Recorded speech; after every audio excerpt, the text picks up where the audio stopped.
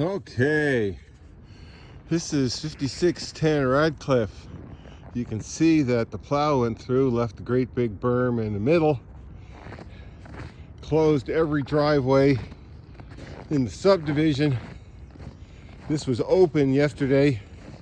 You'll see there's almost 3 foot of ice. This isn't snow, this is packed ice. They brought that snow and they came through here. You notice this part of the road where I've cleared. I'm a 70-year-old man. I've had to clear this bit of road because the graders say they're making a place to drive. Not really.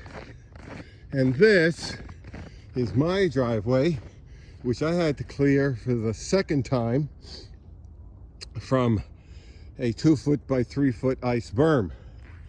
The same thing applies to the entire subdivision. Plowing through once, followed by a pickup truck with a plow in front of it, and they just closed everyone's driveway and made a mess of the road. So they did not help at all. They did not make it easier to drive through the subdivision, and they closed everyone's driveway with tons of ice. Thank you, Mr. Mayor.